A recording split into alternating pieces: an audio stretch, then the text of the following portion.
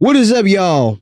Welcome back to another episode on The Black Experience, y'all. Welcome back to Season 5. To all my returning viewers and supporters, thank you so much. I appreciate all y'all's support and getting me to this point. It is a 2-year celebration this month, a month-long celebration. So yeah, I appreciate y'all so much. And for all my new viewers, anyone who's first time listening to this episode and checking out what the Black Experience is about, welcome. I appreciate you joining the journey and welcome. And this is going to be a good one. Today, y'all, I have a very, very special guest with me today. Today, I have someone who is an artist, an art therapist at Love Light Energy, and someone who has her master's in mental health and counseling. Let's put our hands together and let's bring up Miss Dalisha Phillips. Hi, Clement. How you doing? I'm doing well, thank you. Thanks for having me. Absolutely, absolutely. How's your day been so far? Rainy day. But with the rain comes the cleansing and the freshness and the hydration that this beautiful fall needs and deserves. So I'm here for it. So you're a fan of the rain in the Pacific Northwest type of weather then? Well, okay. I'm the biggest fan of the sun. That's my guy. Okay, me and her. Yeah, shout out to the sun. Love the summer months and all of the things sunny. Activate that melanin. However, being from the Pacific Northwest, I also have a deep spot in my heart for the cloudy days, the foggy days.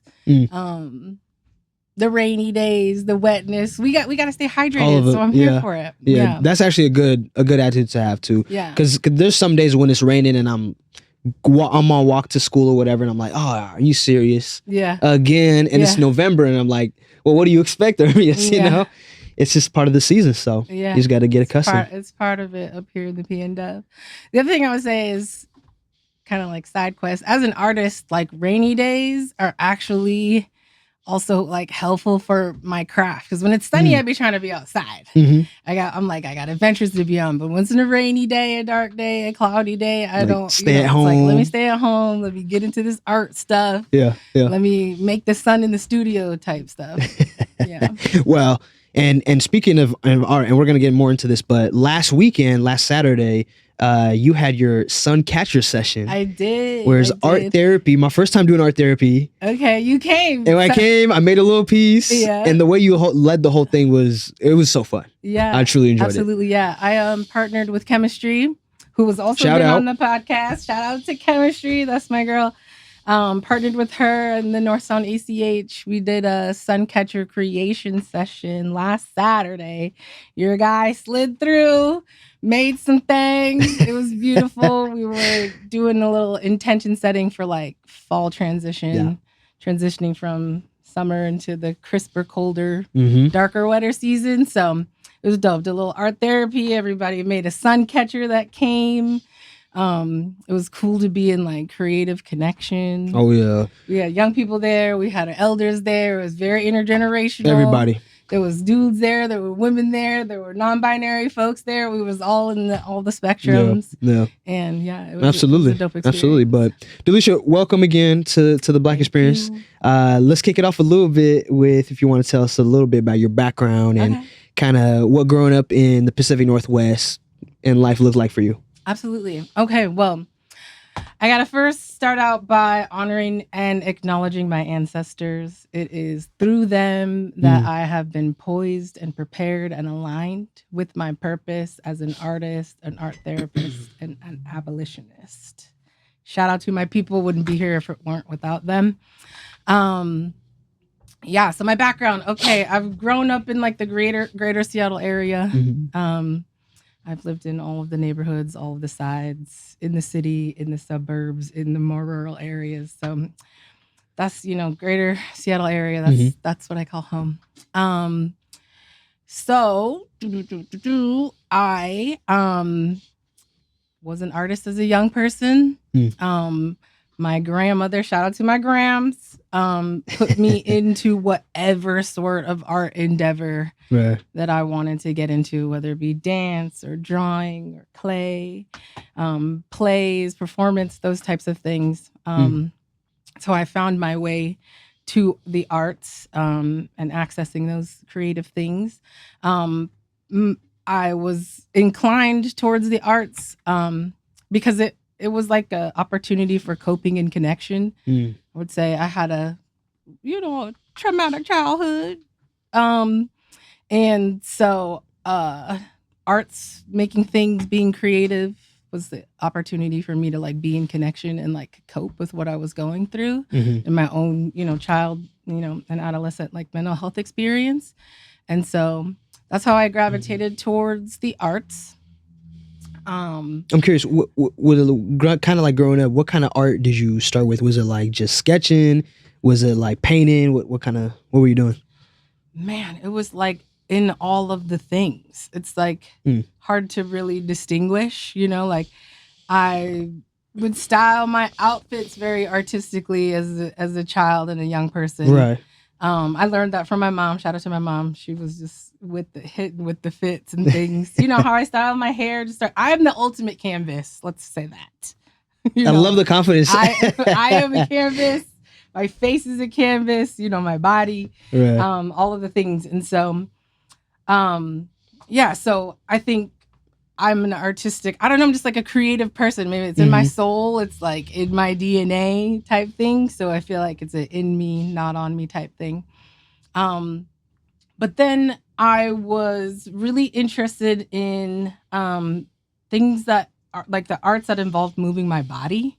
Mm. That was a really great way for me to like connect and cope because I have ADHD. So my body can be challenging. Like we battle with each other sometimes. Mm-hmm. Like when it comes to like energy and like need for rest and stillness. So I feel like dance, acting, performance, roller skating, those were the types of arts as a young person that I was like really passionate about.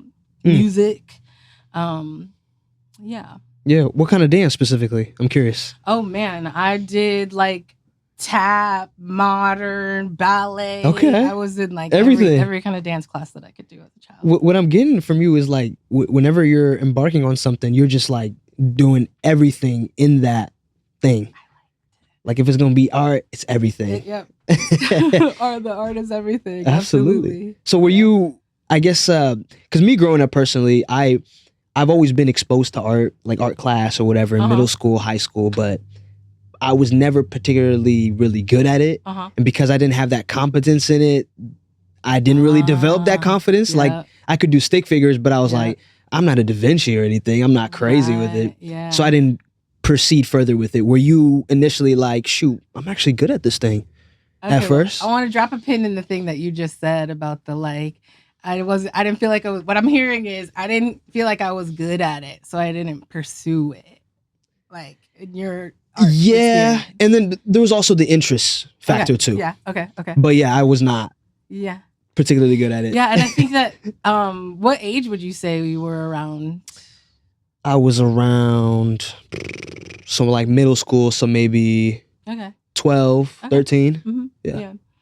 There's this like child and adolescent like development experience, particularly around art, where between like third grade, going into the middle school age, like young people think about their creativity and their talent artistically in like comparison to others, or in comparison to like what you see as fine art in like galleries and museums. Yes. And folks don't feel like they add up to other things that they see, so they kind of like the light for their artistry and their creativity kind of fizzles at that, like around that third grade to middle school time.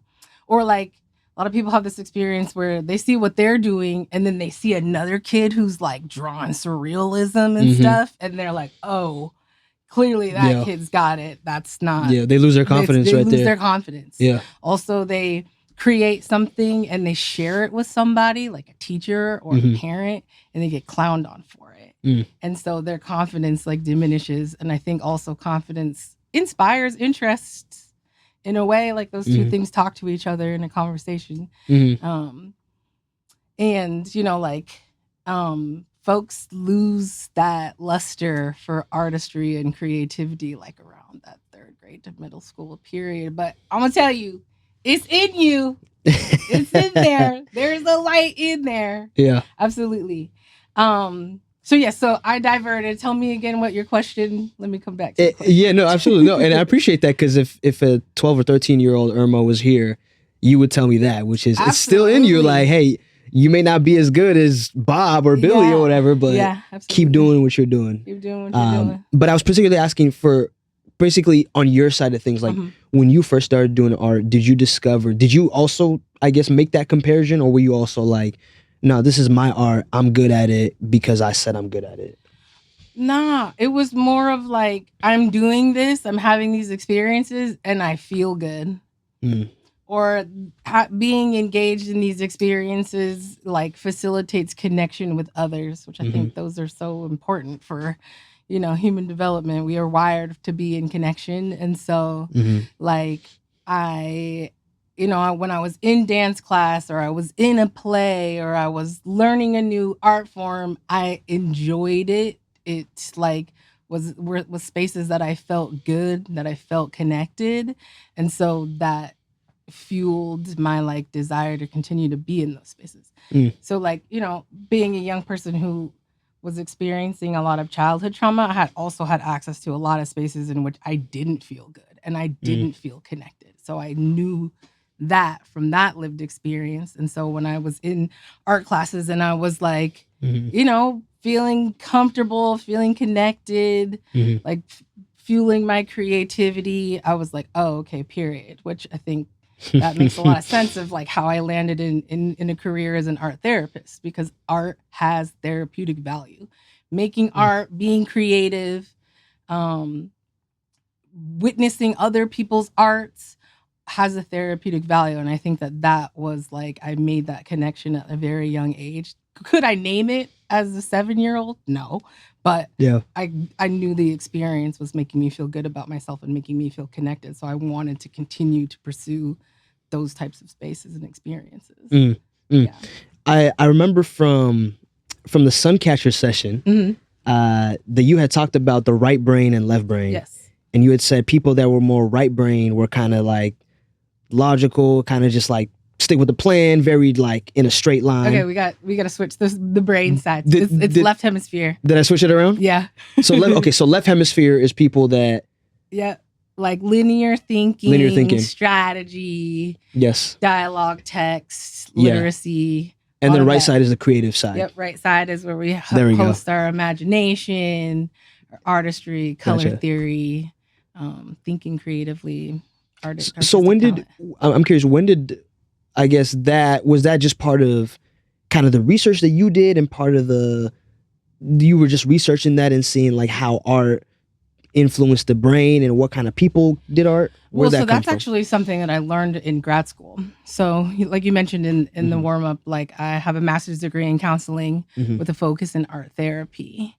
And so that was part of the learning when I was in my art therapy and my master's program, that in the literature and the research around art therapy, like that left brain, right brain integration is like spoken to. You spoken and taught to. Yeah. Okay. So that's where I picked up that thinking. Gotcha. And then it like made a lot of sense out of my own lived experience. So that whole theory around left brain, right brain integration, and like folks who are real left brain dominant, like navigating towards the anxious side of the mood spectrum, or folks who are right brain dominant navigating to the depressive side.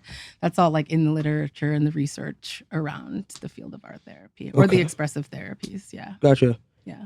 Because I'm curious, because you were doing art and you were doing it in a way to kind of express emotion and your emotions at such a young age and going forward, and for people to do that. I guess, when did the therapeutic side kind of start to factor in, where you're like, okay, this could be therapy, not just, and it has been therapy for me, but also for other people? Okay. Yeah. So I think I had like I said, I had that lived experience. Don't know that I could have named it.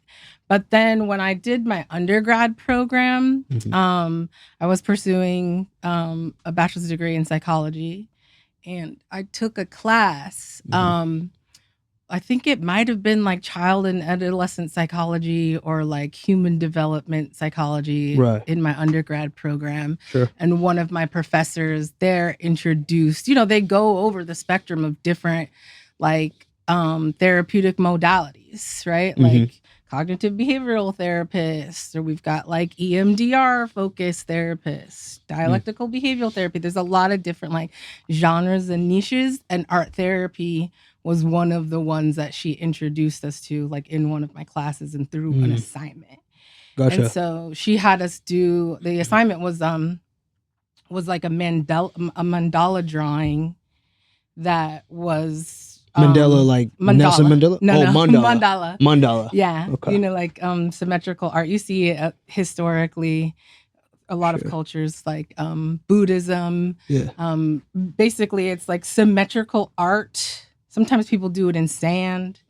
Some people draw it. People make like labyrinths out of mandalas. But it's basically like this symmetrical art. A lot of times it looks like a flower. Where you might start with like a circle, and then you just, what you do on one side, you do on the other side. What you do to the north, you also do to the south. Okay. So the image is basically symmetrical. And then engaging in the process of like creating one of those things, it has a therapeutic value. It's like meditative, supportive, and folks like calming and stilling the mind when you're focusing on doing like the symmetrical components of it. So we did an assignment that was a class assignment, and I was like, yo, this is it, bro. I found it. Like, this is so relevant to me. This has been my lived experience. Yeah. And so I had a professor that like exposed me to the concept of art therapy through a class assignment. And then I was like, that's it. Drop a pin. Yeah. I want to do that for real. I want to do that. Yep. So with mental, because you have a master's in mental health in counseling, was that the closest thing to art that you could study in the university? Or I guess when did the mental health side come in? Because when I think of art, I'm like, okay, art and there's therapy, but then there is a mental health aspect. But was that just like in the back of your mind? So it was like in undergrad. I actually started undergrad thinking I was going to be a nurse. I come from healers, caretakers. And so I thought I wanted to be a nurse, and I got into the pursuit of nursing school, and I was like, ew, I don't know that I've got the guts for nursing. But what I felt more inspired by was like, like my psychology courses, my sociology courses, anthropology, when I'm learning a lot about like the human experience, how the brain works, body-brain integration, how people like, create relationships, social dynamics. I was really excited about that type of coursework. And so I'm like, okay, nursing, not my jam, but I could also go into a healing profession as a mental health clinician and still be in alignment with what my purpose is, but maybe like nursing isn't actually the way that I live in my purpose, but I could pursue a career as a therapist, and that I'm still in alignment with my purpose. I'm just kind of like right fitting my thing. And then getting exposed to art therapy was like another dial in of like, oh yeah, another way in which I can like, my world as an artist and my purpose as a healer can intersect with each other. So it was kind of a dope way that I came to like that knowing of myself. It seemed like the puzzles just kind of fit perfectly. Absolutely. That must feel good too. Yes, it does. I feel very much in alignment and on purpose. And I think, it keeps me in this work, keeps me feeling like that I bring value to the folks that I work with, the communities that I serve. It's very satisfying. Was last Saturday fun for you? Absolutely. Yeah. I mean, I don't know if because there was a lot going on last Saturday. We were there. We were there for like 2.5 hours. There was a lot of people. It was great. But I started, right when I was just about to get started, I was just really having this moment of just being like, yes, absolutely. Like, I have built a world where I go out into community, whether it be like through an organizational and a personal connection, or in education spaces, or just straight up in the community. Like, my ministry is supporting people in like recognizing themselves as an artist and as a creative, getting art in their hands so that they can try new things and create different things that they never would have thought of before, and like maybe reclaim that part of themselves that as a third grader or a sixth grader thought they weren't talented or they weren't an artist. Like, that I get that's my job. Not even, I mean, it's dope that pays my bills, but then also that like that's my purpose. There's no better feeling than that. It's a really good feeling. And I feel like, a lot of people, you've been blessed with that opportunity at such a young age to find that, but a lot of people, they may have a job, but there's no passion for it. Yep. Or they may have a passion, but they're not making money from it. What would you say to those people? Ooh, that's a good question. That wasn't on the list. Let me think. Let me think. What would I say to those people?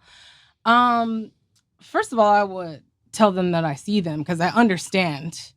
I empathize. Like, that experience of pursuing something because people have told you that that's what you were meant to do, or because you feel like that's what's gonna be able to pay your bills and support your family. Like, pursuing a career that maybe isn't in alignment with your purpose.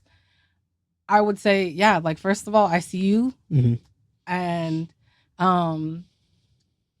like, we live in a world that like pushes people, actually rewards them for being in roles that are actually in alignment with their purpose. Or the process of like understanding what is one's purpose isn't always like built into some of the like systems like education that folks have to navigate. So like how they got there, I also understand that experience. And so I think I would just start off by like validating that they are seen and that that's where they're at in their life isn't good or bad. I think it's a knowing and an awareness that they might then have or could have about themselves. And then they got choices about what they're going to do about it. Right. To the person that's like, wanting to pursue something because they know that it's their passion, but it's not paying their bills. I think I would say a lot of the same things that I see them. And that experience of like pursuing something that ain't gonna pay the bills is also a worthy pursuit. Like, that's their human experience. And they also have choices to make. Like I think for both of them, it's like, how can they get more in alignment with what their purpose and what pays the bills. Right. So kind of being like solution oriented. I think so. Yeah. And kind of being like, because even for the latter person, like you could still have a main job, but keep doing whatever your passion is as a side position, whatever. But yeah, that's really cool. Let's talk breaking the stigma.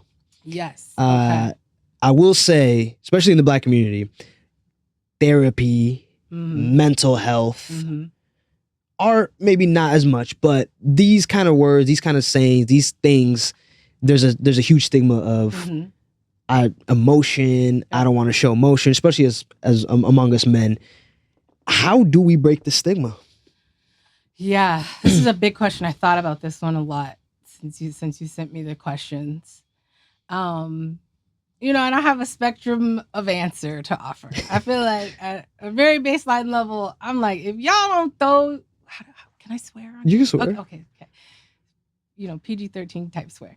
But if y'all don't throw y'all asses in a healing circle, like, come on. This is what we doing. It's 2024. Get in some therapy or get into something therapeutic. Just come on. Just get it together. Just do it. Just drop the ego. And I also would say that I want to validate and acknowledge that stigma isn't always just like something that they thought themselves and then they're operating on that type thinking. That messaging gets poured into folks.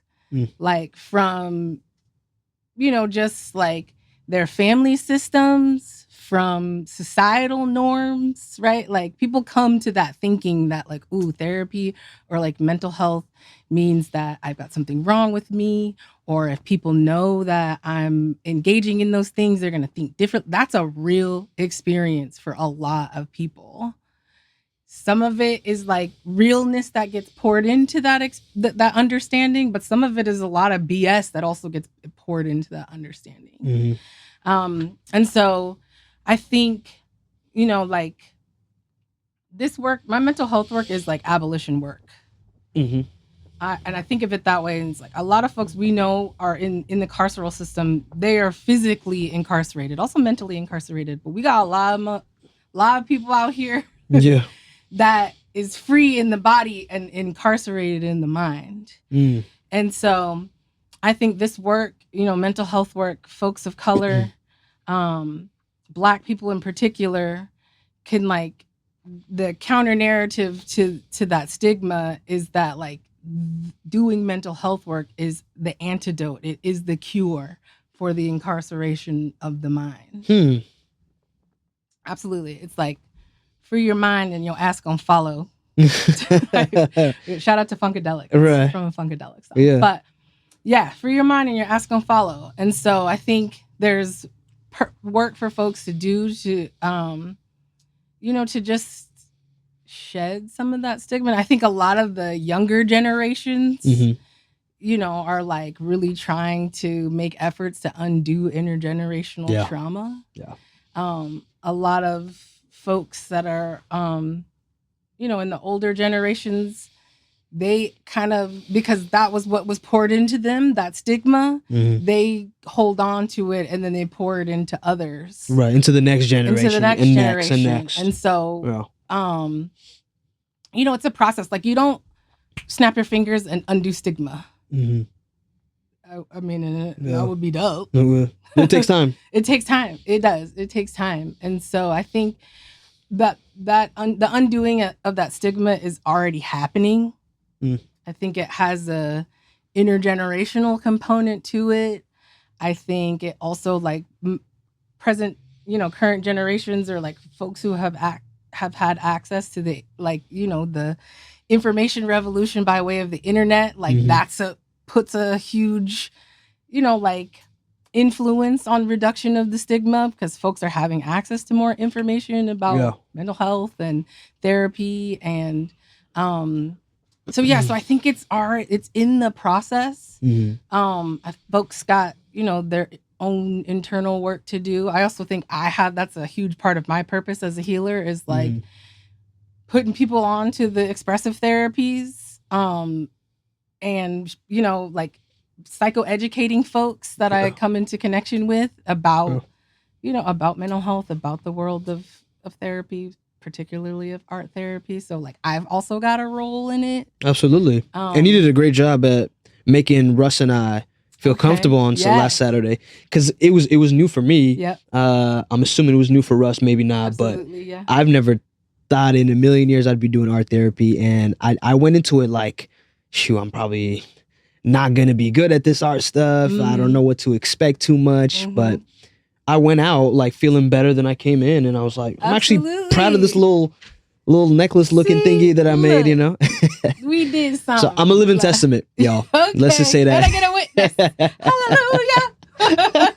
Absolutely. Thank you. So, I appreciate that testimonial. Yeah. And like, that's it. You just spoke to like the experience. Like, that is, you came, you wasn't really knowing, and it was my role in that space to like create a space that folks could kind of like lean into maybe some of the anxious thoughts of thinking that they had, to feel comfortable, to be in connection, to set the space, to really think very intentionally about what we were going to do, how we were going to do it, what the flow was.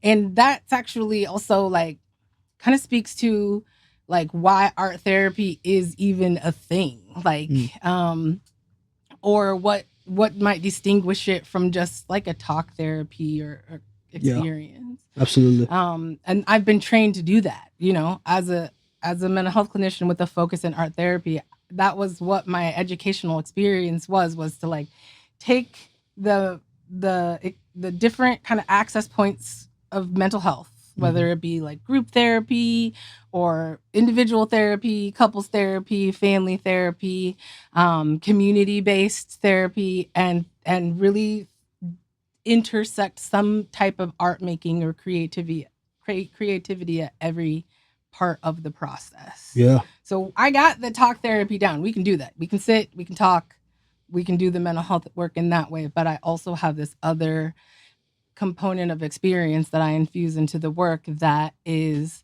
like, how can we introduce more creativity? How can we do some inner child work through art making? How can we navigate some folks' experiences with PTSD through some type of art making or creative process? Like that's what comes with the extra training and credentialing as an art therapist, is I've been trained to do that. Yeah.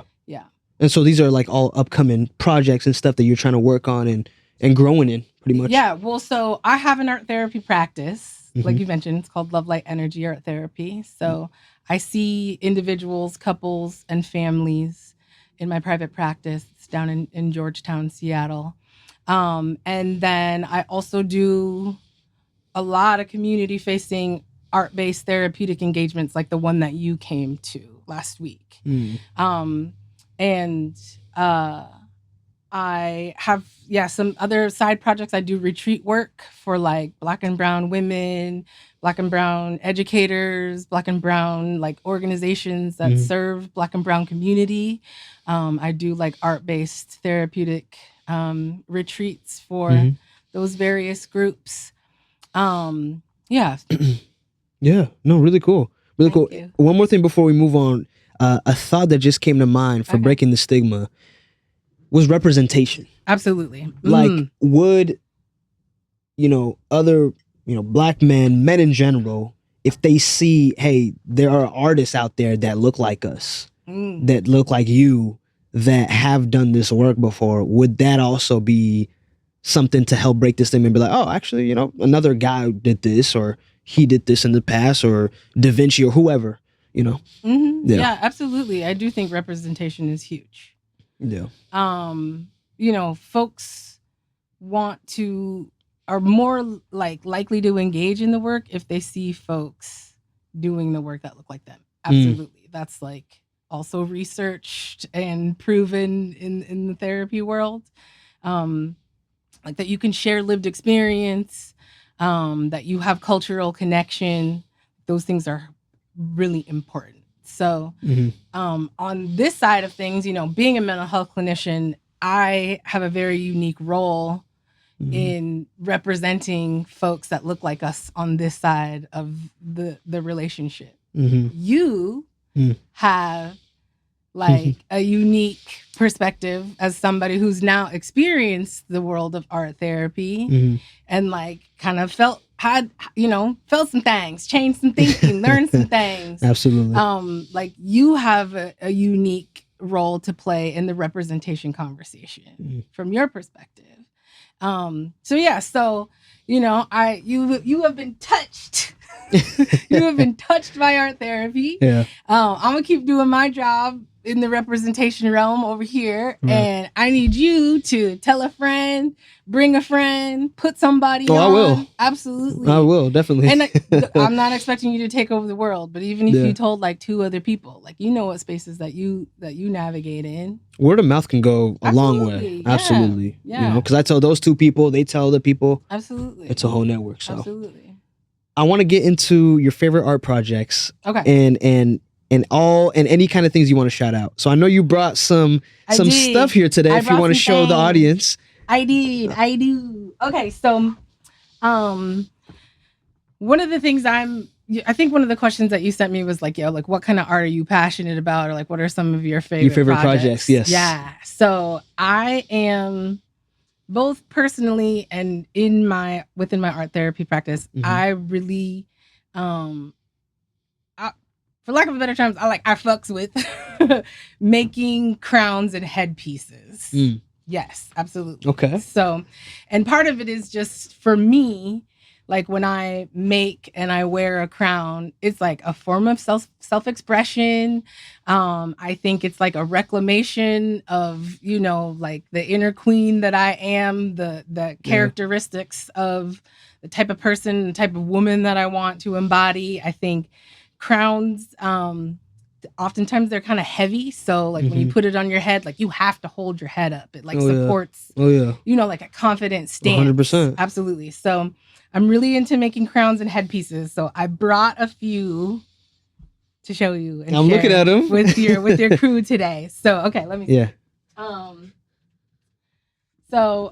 This is the first of my headpieces that I wanted to share. And this is actually, I did like a Mother Earth theme situation. And so this is actually, it's a wig that, it's right now it's just sitting on this mannequin, but it can come off and be worn. I've actually worn this, to some festivals and in some photo shoots. So this was, like a lot of my work well, first of all, Mother Earth is like the most dopest artist. I don't know if you're going to ask me who my favorite artists are, but Mother Earth is number one. She got it on block. She's like the world's greatest installation artist. So this was a piece that, that I wanted to like honor and acknowledge, like that Earth is the first and foremost, like the greatest artist. Now that I say that, I'm like, but what about the sun? Okay. That's Mother Earth. I can go there. It's not part of the Earth, but like, nature. How about that? Yes. Okay.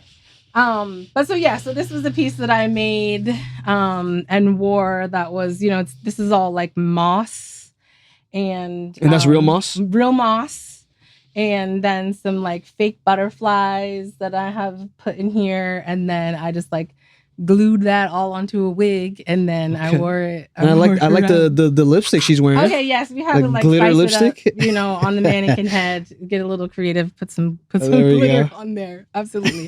So this actually sits in my studio, and my office is like half art studio, half like traditional therapist office. So, but it's like full of art, full of stuff that I've made. Full of stuff that other artists and creatives that I gotta come down to your studio sometime. Please check it out. Do. Yeah, absolutely. It's dope. Let me know. Holler at me the next time that you're down in Seattle. Absolutely. Okay, so I brought a few more things. This one I'm excited about because whenever I get a box, I'm like, oh, what's in it? You know? Okay. Yes. So we're in the crowns. I've actually done like a crown making workshop with a group of Black women at a wellness retreat. That was amazing. I just set up like this whole, I call them art bars, but basically, or an art buffet, like this whole arrangement of art supplies that kind of like, as you moved through it, you would get all the things from start to finish that you would need to create the thing. And so it was a crown making. So there were like a lot of florals and beads and jewels and gems, and women worked on their crowns like all weekend, and then at the end of the weekend we did a photo shoot, and it was so beautiful. Just like the way that they were like, they put on their crowns, they'd been working so hard all weekend, some of them staying up late to get every little jewel and gem right. But then to see them in this photo shoot, just like the glow, like how they were holding themselves, and I don't know, it was just like, it was such a dope moment for me to like my own personal love of crown making, knowing what it means to me to like share that with this group of Black women. Yeah. And then to see all the things that they created and then to have it all captured in photos, you could just like feel, it was palpable, like how powerful and meaningful that experience was for them and for me. So, okay, I got some things. I didn't make this, but I brought this for you. Oh. I'm actually holding on to this because I'm gonna make something with it. Okay. But could I try it on? Absolutely. I brought it for you to wear for the episode. Yes. Maybe I'll just keep this on for the rest of the episode. How about that? Yeah. Good. Okay. Fits right? See? Perfect. Yeah. How do you feel? I feel like a king. You do, right? You better sit up straight. Right? Come on, man. Yeah, absolutely. Okay. So I brought two other crowns that I've made. This was another one that I did at like a workshop. That this is actually just all zip ties that I kind of like made some creative designs using zip ties and then spray painted it with some gold. And so this one kind of like sits like. Okay. Oh. Right. Oh my goodness. So we crowning off some stuff from off the of Home zip ties. Depot, right? Off of some zip ties. Well, you need some zip ties and a spray paint, and you got you a crown. Like, don't play with me. This is high fashion. Okay. So like, was this like a thought that just came out of nowhere, or like what was the inspiration behind that? Okay, so like I actually like use a lot of zip ties in my artistry anyway. So I do a lot of installation stuff, and zip ties are great for getting things tight but not being permanent because you can just cut it off. Boom. So zip ties are a staple in the installation artist world. And so, I don't know. I think I don't know. I probably had a dream about it or something, but had a bunch of zip ties and was like, what can I make? Let's make a crown. And so, so I made this. It works, fits perfectly, looks great on you. It? Oh yeah. Okay, but I love this 100%. One too because it's like, it's durable. Like, right. Like I don't care. Like it can go flat. I've taken it on trips. Right. Like, yeah, absolutely. And this is really cool. Is this metal? Someone gifted that to me. And I've been holding on to it because I know that there's some way that I'm gonna freak it to make it, like upcycle it. And I haven't done it more creative. Yeah, to get me more creative with it. That's like a good base. You can add for like something. some stuff right here on the. Yeah, add some stuff to it. Here you go. Wait, are you done? Hold up. You said do you want me to hold it all the time? Okay. Yeah, we gotta crown it for the rest of the episode. You gotta hold your head high, man. Come on. Okay, so then the other one that I made that I really love is this piece here. Ooh, and fancy. So this is kind of like in the same vein as that mandala work. Like I put a jewel and I did one on each side. Right. And then it just kind of like grew into this semi-symmetrical experience. But this is actually like a sun visor. That, however, if you flip it up like this, then I got a crown. Oh man. Are you kidding me? Do y'all see that? What? Okay, don't play with me.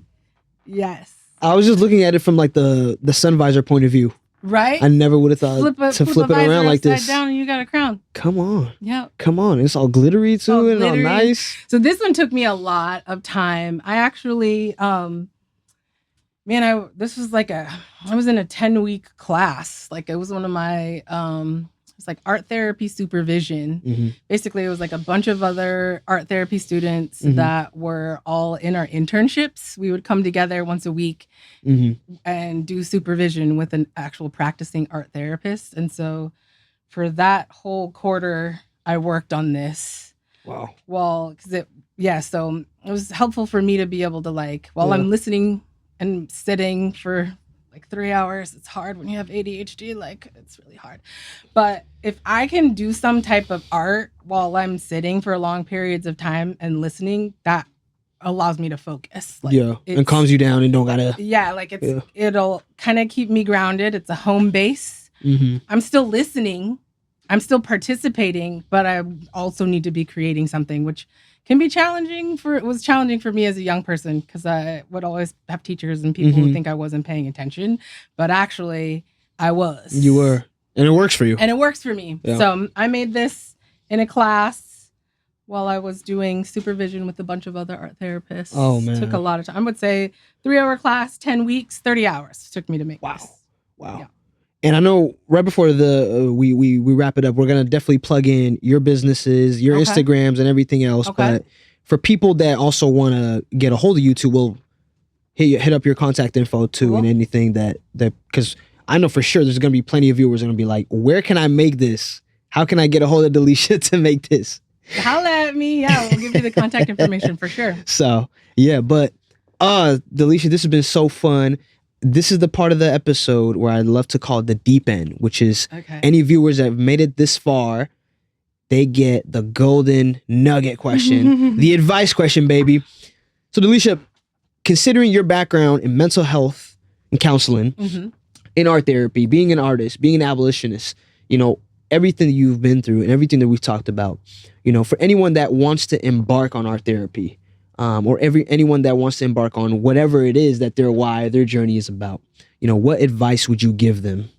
Absolutely. Well, one, I would say, like, I think people are inherently creative and artists. Mm-hmm. Whether or not you identify with that or not, that's your business. But I personally believe that everybody has like a creative or an artist within them. And it's about like, going against these systems that say that you're not creative or you're not artistic or even experiences that you've had, and just like reclaim that, go back to your inner child and be like, it's okay, baby, your art was okay, like don't compare yourself to these other kids, or you good. So yes, and I would encourage folks to think about art like multidimensionally.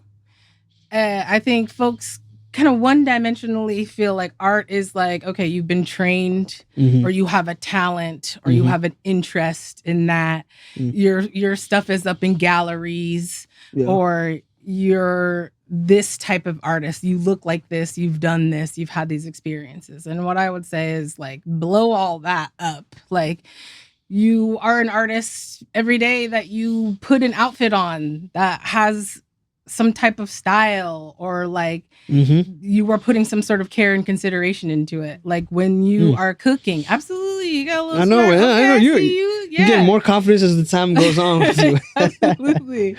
Like how you dress, like how you style your hair, how you do your makeup.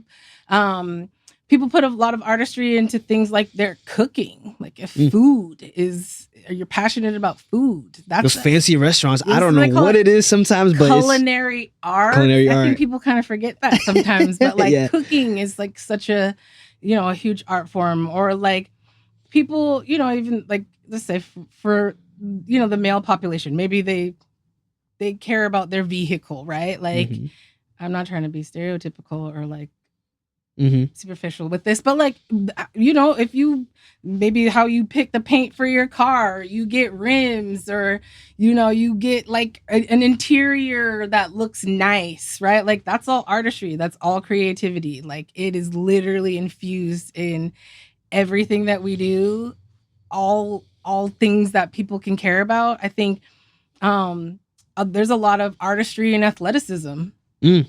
How so? Absolutely. There's a lot of creativity in athleticism. If you're just to think about like, like